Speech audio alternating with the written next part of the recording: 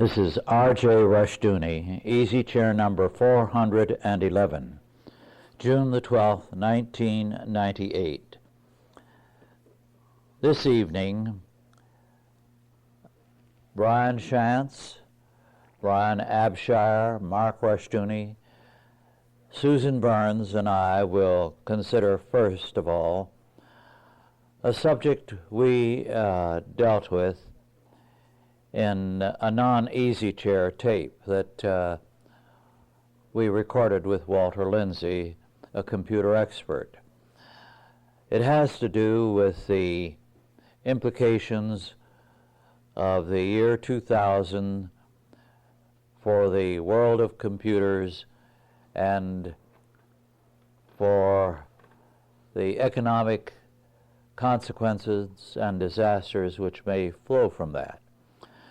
Now, we're not trying to create controversy or dissent. The name most closely associated with this subject is that of Gary North. He has called attention to the problem in a very important way, and I think whether you dissent with his perspective or not, you and I and everyone else owes him a debt of gratitude for calling attention to an important subject, one that many people would prefer would go away. In fact, I will go so far as to say that if the problem is resolved in the next year and a half, so that the crisis of K2000 does not develop, to a large degree, people will be indebted to Gary North for calling attention to it and compelling them to wake up. On the other hand, there's been a lot of unfortunate heat and unkind words designated. I don't see a very happy resolution to any of these problems, because no matter what happens, no one is going to give credit for a word of warning or for the disaster obviated because of that, or for anyone calling attention to facts which aroused people. Now, with that rather general preface, let me say we are not trying to be controversial but helpful. Our remarks will be directed towards that end. We're very sorry that some see everything said on this as an attack, and with this we strongly dissent. We want to know what the truth is. First of all, I'll ask Brian Abshire to lead off and give us his perspective, pro and con. Thanks, Rush. Let me begin by noticing and claiming my own problem here. 15 years ago, when I was a doctoral candidate at the University of Lancaster in England, studying the sociology of religion, I began at that point making some long-range predictions about what was going to happen in our culture over the next 15 to 20 years. And based upon the sociological data of how large populations react to significant social events, now I said that as the millennium approached, we could expect increasingly bizarre behavior by large segments of the community. In other words, people would start going crazy. That's what I called millennial fever. A number of people, a number of groups would equate the end of the century with the end of the world. I predicted things such as mass suicides, the stock market might crash, some people would become totally irresponsible and they'd indulge themselves in an orgy of self-gratification, all that sorts of things. Now at the time, this is like 1983, I was assuming that dispensationalists would be the main culprits, because that's back in the time when the comet Cahutek was going to come and the Jupiter effect and the rapture was supposed to come by 1984, etc. And therefore I thought that the rapturites would be generating leading the storm and generating a frenzy of apocalyptic scenarios, anticipating the second coming.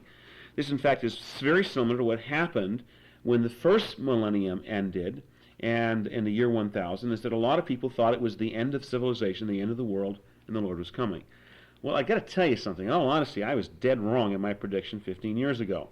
The Rapturites seem to have spent their fury back in the 70s and 80s, and for the most part, as far as I know, they've been mostly quiet about the immediate future. I mean, there was some things about Jesus was going to come in 1988, and then he was going to come in 1989, but after that, we really haven't heard a whole lot.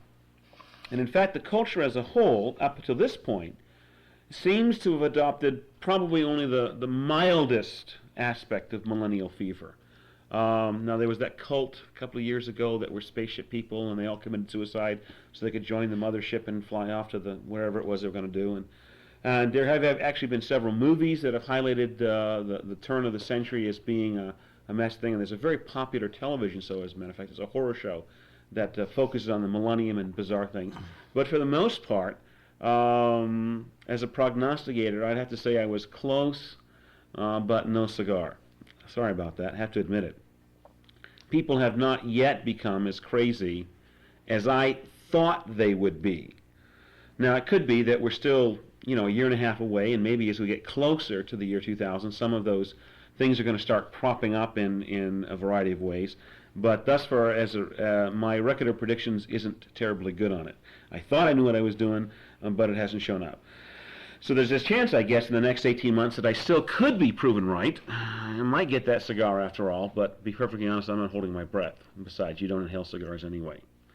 However, the one thing that does kind of fit the mentality and kinds of fits the profile that I was working on 15 years ago does not come from the Rapturites or the God-haters or those kinds of things out there, but really it's coming from within our own camp. And that's what we're talking about the year 2000 bug.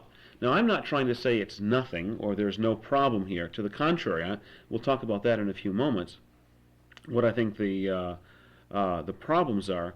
But as I talk with people about this issue, reasoned debate seems to have been substituted by a religious fervor. I mean, people are so convinced that this will be the rapture of God, that this will be the judgment of God, that this will be a terrible time of God, that if you disagree with them, then you're a heretic, you're an unbeliever, and they will cast you out of their midst.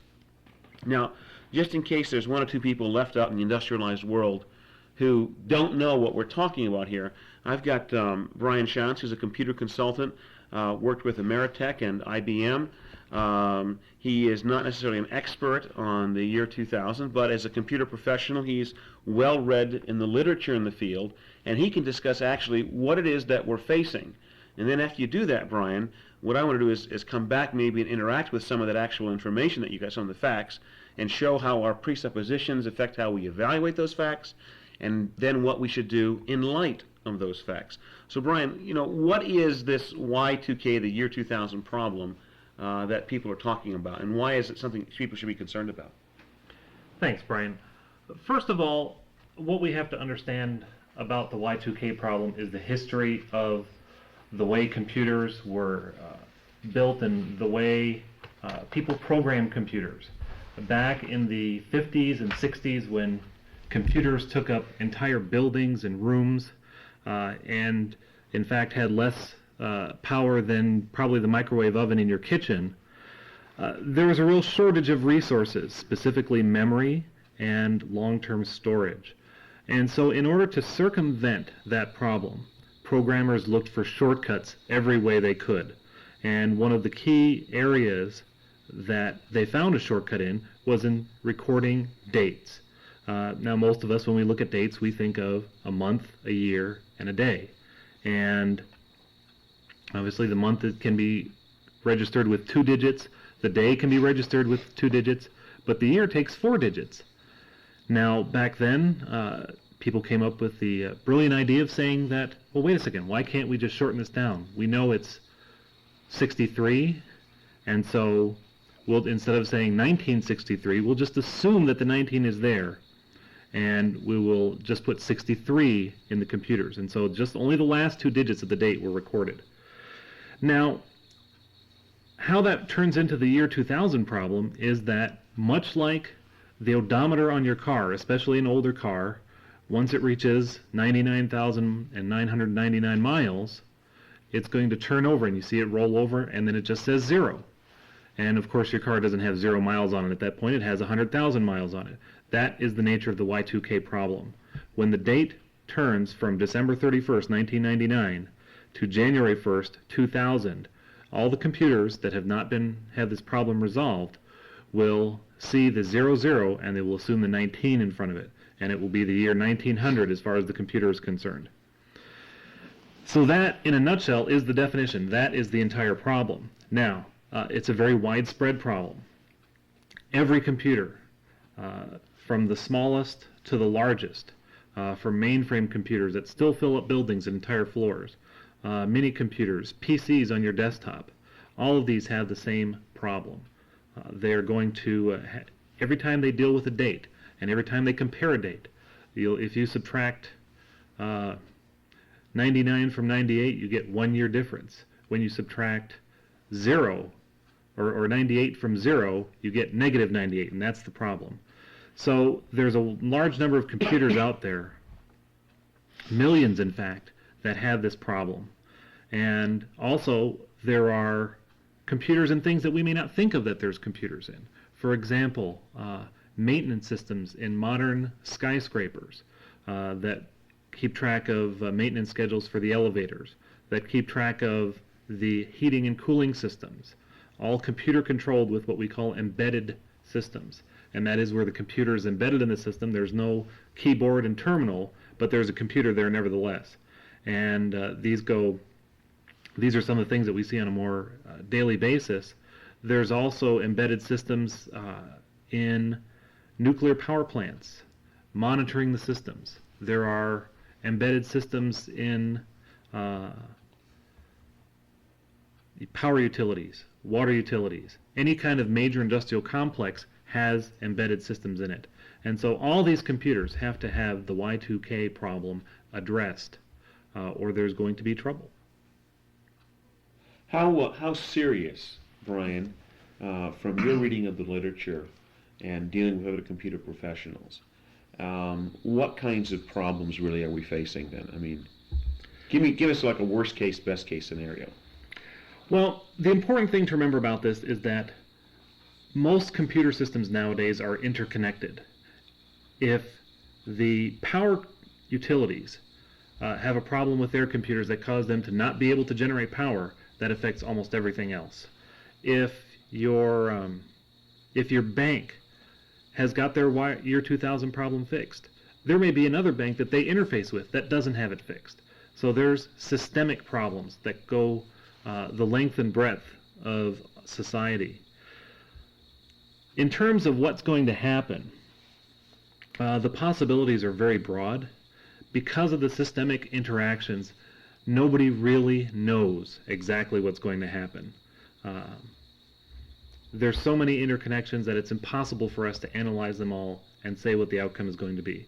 So really the effects could go anywhere from a very short interruption of some services at a personal level with utilities. It could end up being a long-term collapse in the basic services that society provides with the utilities, transportation, food supplies, with food supplies being transported from city to city, from the agricultural areas to the urban areas. That could be a serious problem. We might have a problem getting clean water if a water treatment plant goes down. And so one of the good things that is available to us is a system or a comprehensive examination of all the possible areas, or very close to all the areas. I have in front of me a book called Time Bomb 2000 by Edward and Jennifer Jordan. Edward Jordan is a computer consultant who has had a long history of work in analyzing the computer industry as a whole. He's had a lot of skill within software development. But what he's done, he's written a book for lay people, and he addresses areas like your job, healthcare, transportation, banking, your home PC, news and information. And basically what he does in this book is he analyzes it from what would a one-day shutdown mean to you? What would a 1 month shutdown mean to you? What would a 1 year shutdown mean? And what would a 10-year shutdown mean? And it gives approximate probabilities of each of those. All in all, based on the information that we have in terms of best and worst case scenarios, it'll probably be somewhere in the middle. There'll be some disruptions. A lot of companies are not going to be prepared for this, and they're going to go bankrupt. That's almost guaranteed. One of the biggest problems in the business industry now in dealing with Y2K is people accepting the fact that it exists. We have to realize that it's more than a technical problem. It is a business problem. And a company can't just say to the IS manager, go fix this. It's beyond that. They have to deal with outside vendors. They have to deal with every interaction that they have in their company to give themselves some kind of buffer. They can fix their internal systems, but that alone won't protect them. Susan, you had something there from, I think you got it from your local bank today? Actually, this came in a piece of mail that my friend Mary Helen Green has. It's from a local bank, and it says 2000, what should I know about the year 2000?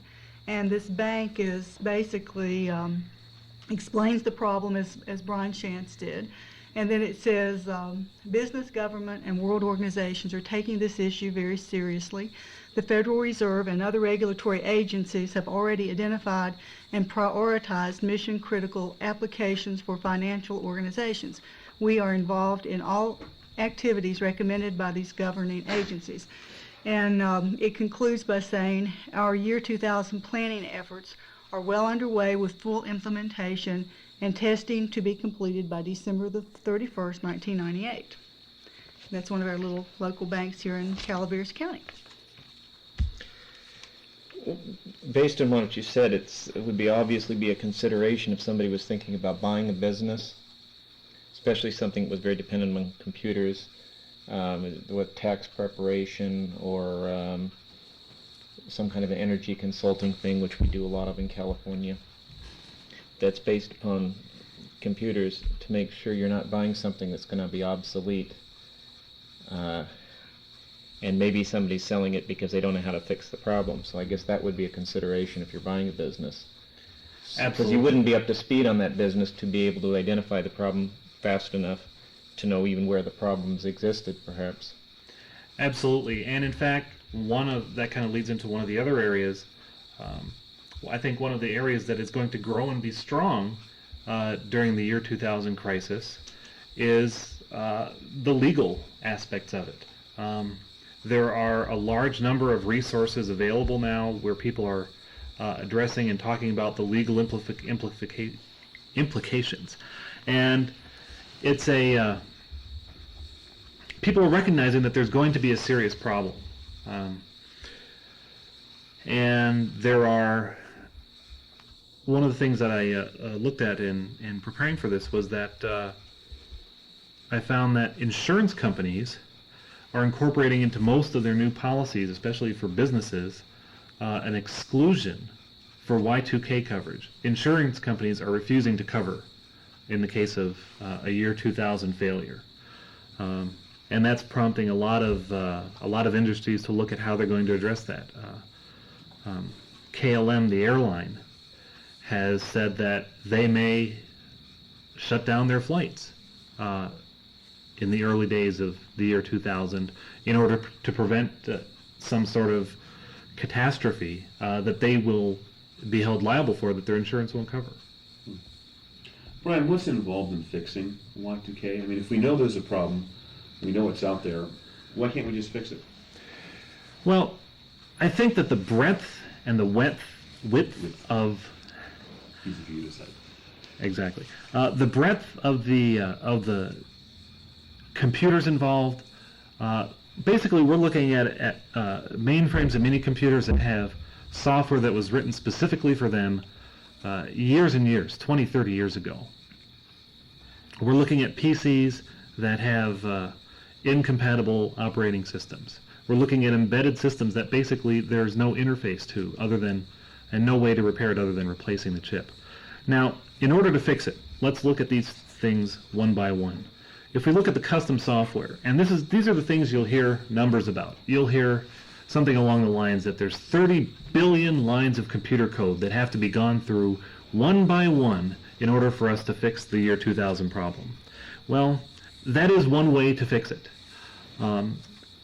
However, that's probably not the smartest way to fix it. There are, estimates vary, but there are as many as 600 different companies that have sprung up over the last several years providing year 2000 remediation tools, tools that are designed to help programmers fix the problem quickly and get the job done so they can go on and continue with their business. There is one of the things that we find, especially in the business world, and especially where there's a profit involved, is that people with the proper motivation come up with the answers that sometimes we don't expect. We don't necessarily expect to see the hardest and most difficult means being the only way to fix it. For companies that are using commercially purchased software that isn't Y2K compliant, there's a couple of options. One, they can get an upgrade from their manufacturer of the software if that's available. They can basically go out and buy a new version is what it amounts to. Or if that's not available, sometimes the manufacturer of that software has gone out of business. Then they're able to oftentimes replace the software from a different vendor. One of the things that has developed in recent years, actually over the past 15 or 20 years in programming, is the concept of programming in modules, or in a newer sense, object-oriented programming. Now, we don't have to go into the details of what that means, but basically what it entails as regards the Y2K problem is being able to solve an area of software that deals with the date calculations. That is coded into one module. And so what that means is, if you've got a program that does a bunch of date calculations, you don't have to step through every single line of code. You fix this one module, and then every time the software needs to do a date calculation, it goes back to that. So if you fix it once, you've fixed it for the entire program. So you don't have to go through necessarily billions of lines of code Exactly. to fix the problem. Yeah. Now, I don't want to downplay the fact that a lot of this custom software isn't written that way. Sometimes it's written in what's affectionately called spaghetti code by programmers. And basically what that means is that we go through, and the logic of the program is very difficult and complicated to understand. When programmers write software programs, sometimes they don't always do it with the mind of who's going to be coming after them to fix it. And so there is a real difficulty there. Some code is going to have to be gone through line by line to address the year 2000 issue. But it's not necessarily every computer system in the world. Precisely. And then finally, and one of the biggest things that keeps coming up, is the concept of embedded systems. And these are the chips and microprocessors that are in industrial applications. They're in, for example, your VCR and your microwave. Now, your VCR and your microwave will probably not have to be, are not affected by it. The very newer ones may be, but most won't be. However, in the industrial applications, specifically in utilities and safety areas like nuclear power plants, that is definitely going to have to be addressed. The solutions for that are several-fold. On the first hand, you can replace or upgrade the programs in the embedded systems, and that involves taking out a chip, replacing it, or reprogramming it, and putting it back in. Sometimes that's not feasible. Sometimes the company that programmed it is not around. Sometimes there's just no way to do it. It's affixed to the entire hardware system. And in that case, really the only solution is to replace the entire system. One of the factors I've heard in nuclear power plants is that they're all interconnected very closely. They monitor the plant. They monitor specific areas of it to make sure that safety parameters are kept in place. And it may be that the plant would have to be shut down and all of these systems taken out and replaced. That's a big job. And there's a good chance, in some cases, that it may not be done. Right now, it's very hard to say. Some have done it. I know that Pacific Gas and Electric claims to be year 2000 compliant. others aren't. So the thing that keeps coming up as you look at this data is that nobody knows what's going to happen. But we can be fairly sure that the worst case scenario is less likely than something that's going to be easier to live with. Now, why do you say that, Brian? Mostly because the factors that I've said already, people usually will find a way, especially if they've got a strong motivation such as their job, their reputation, their profits. They will work long hours, long into the night, to figure out a way to get this problem resolved at some point. The more fear, the more uncertainty and doubt is generated, works in favor of resolving the problem. Because what happens is, as people get scared about it, that also motivates them to get in there and find unique and resourceful solutions. It's impossible to say exactly how this is all going to play out. Excuse me. Something that tends to go through my mind too. If you've ever been in a natural disaster, let's say an earthquake or a flood, people are resourceful. And they do things they never thought about doing in a way they've never thought about having to do them, whether it's delivering emergency supplies or keeping an essential business operating, such as grocery stores that have people depend upon them for food. They do this sometimes in the most calamitous of situations. Sometimes I think of, when I look at it, like a Strong's Concordance. How did they do that before they had computers? Well, there was a way. Nobody wants to think about it, because nobody would think about doing a project like Strong's Concordance that catalogs every word in the Bible and where to find it. Nobody would think about doing something like that without a computer today, but it was once commonly done. You look at a lot of older books, their indexes were much more complex than a lot of modern ones that they just flag a word and it automatically indexes it.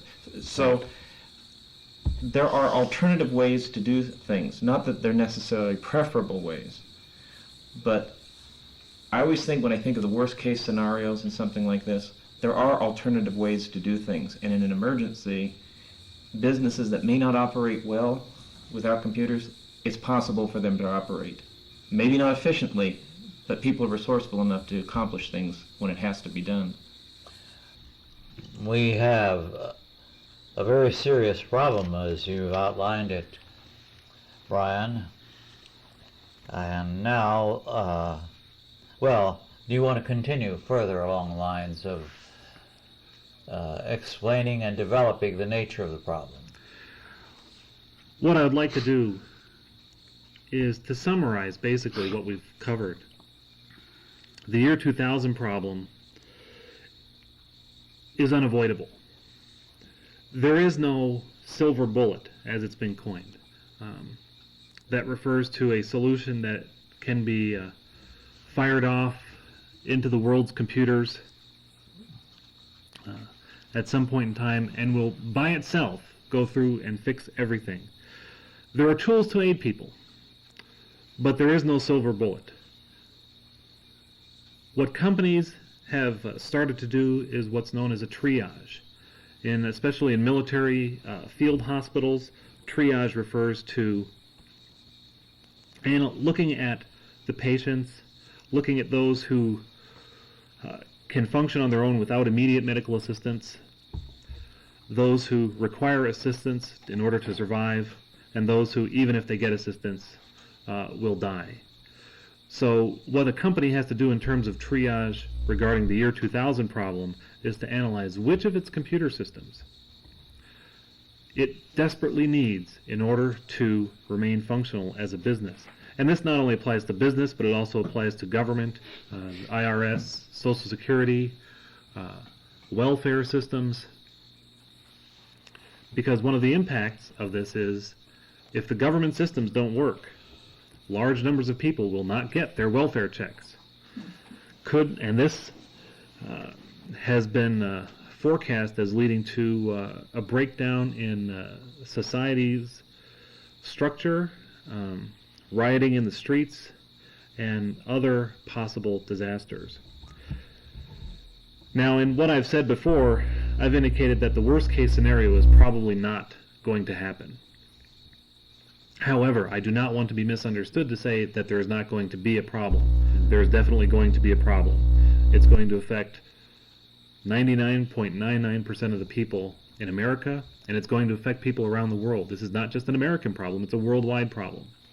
It affects worldwide banks, worldwide power systems, worldwide transportation and food delivery systems, worldwide healthcare systems.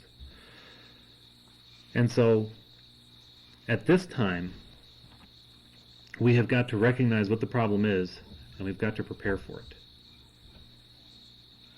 See, my problem here is that being a dumb, uneducated, non-technical type person, when all this information comes at me, I don't know how to evaluate it. In other words, I don't have a technical background. I'm not a computer specialist. I don't have a background in physics or communications or power grid systems or healthcare management or database development. I can't evaluate it. I mean, and what happens is I hear, on the one hand, I read in Business Week, it talks about, well, the most likely effect of Y2K will be a slight drop in the GNP for the year 2000 because we're going to have to recapitalize all the businesses, scrap our old systems, and buy new ones that are going to be year 2000 compliant. And so it might retard the stock market a little bit. It might be the worst effect they're talking about there was a recession. On the other hand, I hear the other guys on the other end saying that basically the only thing you can do is run to the hills, sit on your hoard, load your M16, and be prepared to fight off the marauding gangs of cannibals that are going to come out of the starving cities, and, that's about where you're going to be at. And that's really my difficulty here, is how does a layman, does an uneducated person who doesn't have the technical expertise, how does he evaluate this information? And the thing that really concerns me, for instance, in terms, and this is why I call this a symptom of millennial fever here, the same sort of thing that I thought I was predicting 15 years ago, is that there are a certain group of people, especially some of our people, that are clinging to the worst case scenario, that are demanding that the worst case scenario is going to happen. And their rationale is basically this: America is a wicked, evil nation, which we all agree with. America deserves judgment, no question about that. Therefore, the millennial bug will be God's judgment on America. Therefore, the only thing you can do is run to the hills to flee that judgment. And I have gotten some really nasty comments from people when I've simply asked the question, who knows?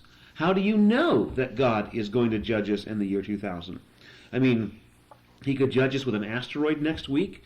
He could judge us with a terrorist letting off a nuclear bomb. He could judge us with, the fact is he already is judging us and will continue to judge us. But the fact is that they're holding to this worst case scenario, and they're putting really all their marbles in that one particular cup. And basically, they're saying that the only thing you can do is to quit your job, sell your house, get out of the city into the country somewhere, and ride it out in the safety of the woodland. Now, the thing is, it's very interesting. Now, I've gotten some nasty comments from people, people that are good people, intelligent. I pretty much respect where they're coming from. And I'm not talking about necessarily any one person. I'm talking about a whole number of friends that are on email and across the country and actually across the world. And they are clinging tenaciously to the worst case scenario. But here's the interesting thing. It's really where I wanted to go to with what Brian was talking about. Most of the guys, the overwhelming majority of them, when I put pressure on them and really try to nail them down and say, okay, when are you selling your house? When are you moving to the woods to set up your retreat? When is that going to happen for you? They start blustering and flustering and start making excuses. They don't plan on moving. And the reason they don't plan on moving is that they don't have the resources to live out in the country. Now, I don't think I'm being envious or greedy here when I recognize that rich people have more options than poor people. I mean, that's a blessing, right? I mean, rich people, if a man is labored lawfully, if he's tithed, if he's provided for his family, he's been generous to the poor, he has certainly the right to do with his wealth whatever he wants to do with his wealth. And if God blesses him, he can enjoy it. If he wants to have a yacht and go spend the summer sailing the Caribbean, or buy a summer cottage in Maine and to have maids and servants and all that kind of good thing, that's fantastic. That's his right. In the same way, if that rich man wants to hedge his bets for the future, if he wants to say, well, wait a minute, I want to protect my investment in my yacht. I want to buy some insurance for my yacht. And I want to buy the best medical care that money can buy. And I want to give my kids a great college education, at some university or something. I want to have insurance on my life, and I'm going to take out a $10 million policy in my life, and I'm going to pay huge premiums to do so. Again, he has the right to do that, and he has the assets to do that. Thirdly, then, if a man is convinced that this year 2000 problem could be a time of great social upheaval, if he is convinced that, basically the end of civilization as we know it is going to happen, then he certainly has the right to move out to a rural community somewhere, convert his savings into cash and hard currency, stockpile, a year's supply of food, buy some generators, dig a hole in the ground and put a gas tank in there, and prepare to ride the whole thing out, and that's perfectly his right. And because he is wealthy, and he's not dependent upon a weekly paycheck, he can then ride out these next 18 months, sitting fat and happy in relative comfort and security. Now, if he's really convinced that this disaster-type scenario is the most likely, from his perspective, that's a prudent course of action. But I think the thing that's neglected is that in real terms, it's not really costing him very much to do that. You see, he's a rich man. Rich men have more options than poor people do. So if he pulls all his money out of the stock market and out of banks and has lots of gold and silver and all that kind of stuff, over the next 18 months, granted, his wealth is not going to inflate very much. It's not going to grow. He's not going to have interest working for him. But at the end of 18 months, he can turn around and take all that money and put it right back in the stock market. He can put it right back in a bank. He can put it right back as a venture capitalist, or whatever the case may be. And all he's lost out of that situation has been the increase he would have got if he'd stayed in the system. However, poor people, and I'm including most of us when I talk about poor people don't have that option. We don't have the same options as rich people. And our peace of mind comes at a much higher price. For example, in a modern industrialized society, all of us make our livings based on the division of labor. We have very, very specialized skills that took a lot of years and education and training and experience to develop.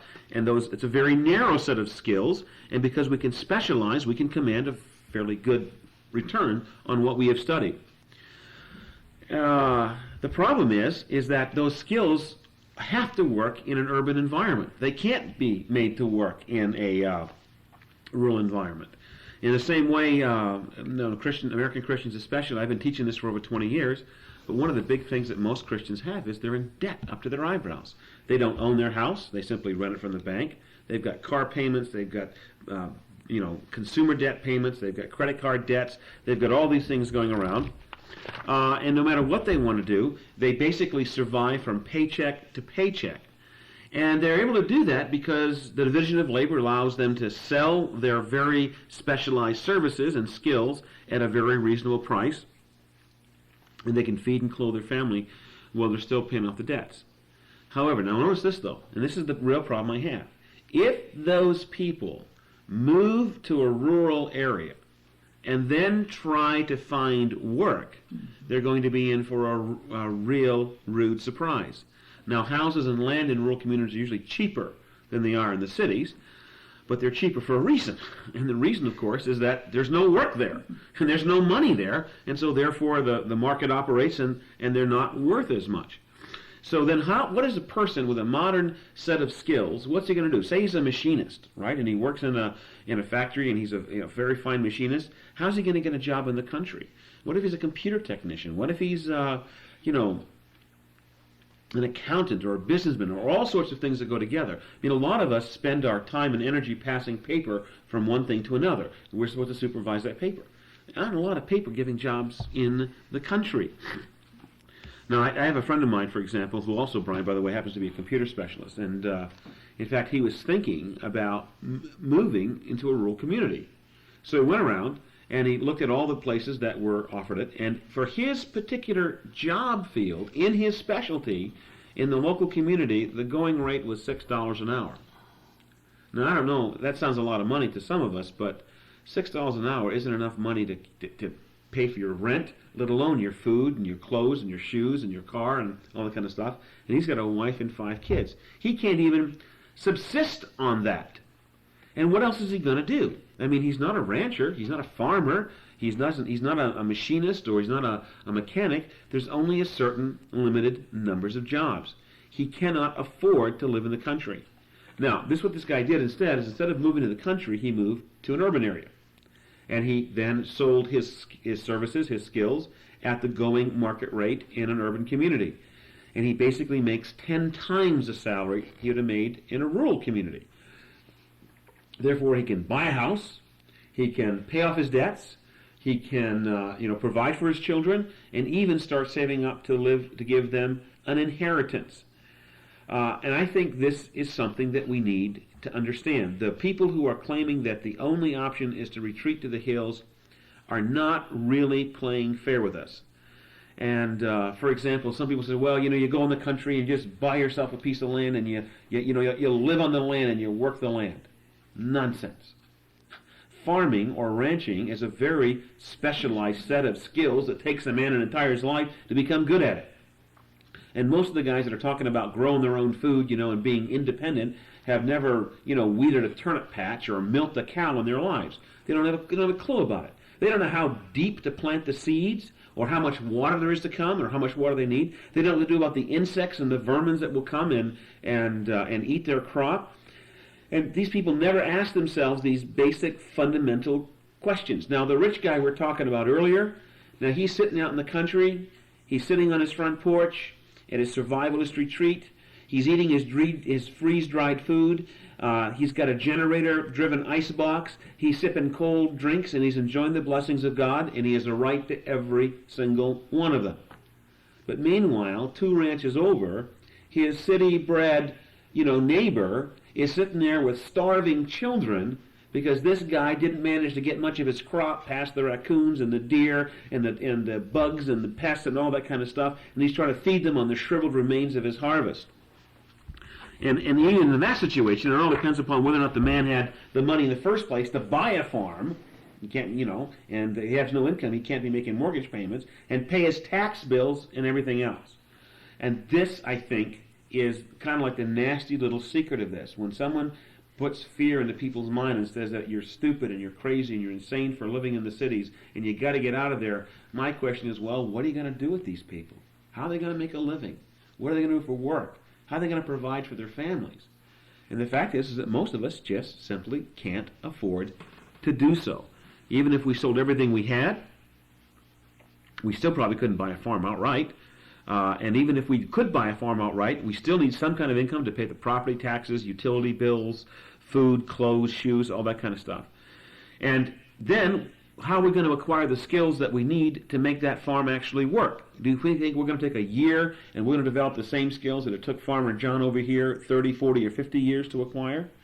And I think that's the real problem with this whole scenario, is that whether we like it or not, sure, I'd love to live in a rural community. I'd love to live on 25 acres and on the side of a hill, with nice sloping things with my own goats and lambs and ducks and chickens, and the kids could have horses and cows, and I could raise Labrador retrievers and pheasants and grouse and shoot them in the fall. I mean, I'd love to do that, but I can't afford it. It's not a matter of just rearranging my investments. I think some of these people, they know a lot wealthier people than the rest of us are. And then you have a very unrealistic expectation of what the actual person can do. Okay, from this point then, where do you think the discussion should go? Because I've been kind of monopolizing it for the last 5 minutes. I just want to confirm what you said. Although I've lived in the country now for 20 years, and I've seen a lot of people come and go because younger couples will sometimes come up because mom and dad bought a place in the country to retire in. They came and visited them and says, I want to live here too. They came up, but they didn't have the income, and they went through what savings they had, and they ended up moving back to the city with no savings and at a real financial loss. Most of the people who move from the city to the country are of retirement age. They have a pension. They have a lot of equity in a house they sold in the city. They have the capital to do that. Sure. A lot of people who lived in the city most of their life have very romantic notions, as you say, of being self-sufficient, living in the country. And they come here and they spend a fortune on it.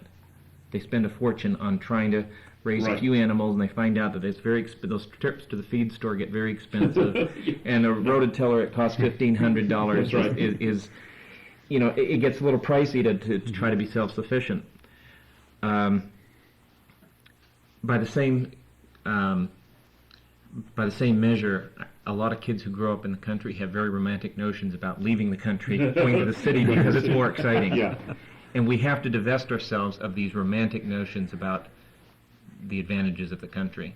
It's very beautiful, but it's not economically feasible for most people. And to tell people they should be doing that when they have to leave their calling and suffer severe financial hardship, it's really very irresponsible. It's not an easy option for most people. I'd like to go back to something that earlier this evening around the dinner table, you, Brian, and Mark brought up a very critically important point. You said you didn't doubt that if God chose to use this computer problem as a means of bringing our civilization down in judgment, he could do it. But you felt that the moral dimensions are the critical issues in our civilization's failings, and that God's judgment was going to be much more obvious. It wasn't going to be a computer technician's problem, and we would not be able to blame the original technicians who started us off on the wrong foot, but we would have to face up to what we are morally before God. I think we need to go into that more. If we do believe in God's judgment, we have to believe that it is going to be in the form of a moral judgment. All his judgments have been moral ones. And we've played fast and loose with things morally in one sphere after another. In economics, in family life, our culture has fallen short. We have seen the breakdown of things. How just a few years ago, as I mentioned earlier this evening, Gary Hart was forced out of a presidential race because of a scandal that was exposed, and yet worse scandals, one after another, have come to light concerning our president, and if the polls are correct, they have only increased his popularity. So there's something wrong morally with all of us. I do believe that if God is going to judge us, he's going to judge us in the moral sphere. Would you like to comment on that aspect of it for a while? I think it's very important. I think it would be very unfortunate if things in general fell apart.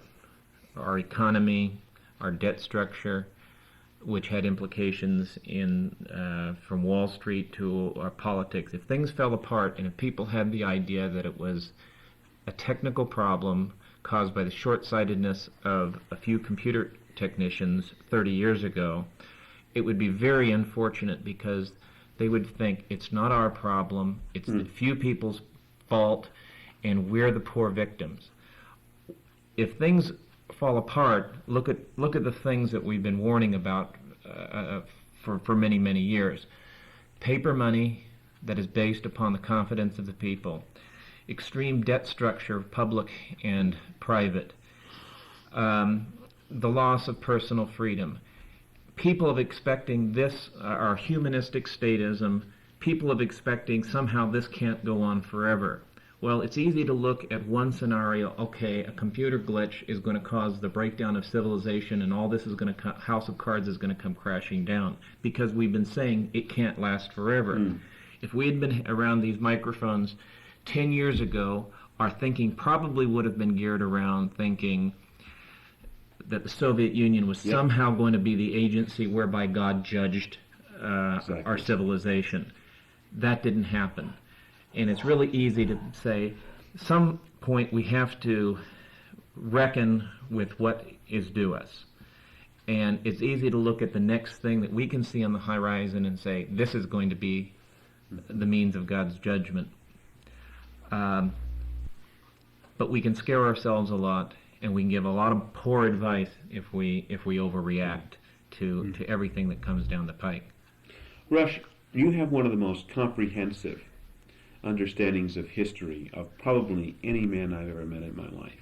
And I just wanted to ask you if you could comment for a moment about maybe 3 historical events that were judgments of God, and whether or not those judgments were in fact able to be perceived by men beforehand. I'm thinking of things like the fall of Rome in 476 AD, the Mongol invasion of Europe in the 13th century, and maybe the Black Death, which wiped out as many as 50% of the population. Those were great judgments. There's no question about it. God scourged and disciplined his people. He used them, I think, to pave the way for Reformation and revival.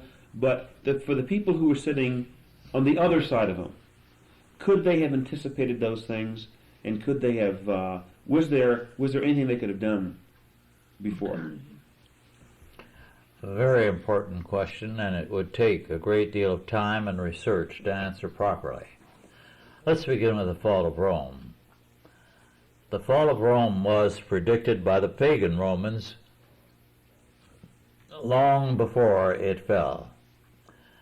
They knew that they were not the strictly moral people they had once been. They saw on all sides every evidence of decline. What had happened, though, was that by that time they had eliminated all the major enemies that could threaten them. And so it was that Rome fell through a variety of reasons, one of which was their belief in centralization as the key to simplification, whereas centralization complicated and made the imperial government all the more incompetent. They fell, of course, on the moral issue, and they were hit by that again and again. They fell because the family was destroyed. A number of reasons can be given for the fall. You see, one of the problems with detailing the reason for the fall of Rome is that it was not one single reason. Yes. When a man goes bad, he goes bad across the board. It isn't that he has just picked up one bad habit and all the rest of his life is sweetness and light. No. He's gone rotten to the core. And so it was. There were all kinds of explanations as to the fall of Rome. We do have Augustine's surviving, the city of God, and also the Presbyter Salvian's account of why God had to bring judgment upon Rome. Well, the Black Death came early on, although it hit much later than the Mongol invasions. The Black Death hit Byzantium very early, I think in the 500s or 600s, and then became quiescent and recurred much later in the Middle Ages. It was an interesting thing in that some have theorized that one of the reasons why, say by the 18th century, which was a particularly dirty time, I mean physically dirty, when bathing was uncommon and not popular among the civilized people of Europe. I'm sorry, but we have run out of time on this tape. We will continue the discussion into some very important aspects of it in tape 412.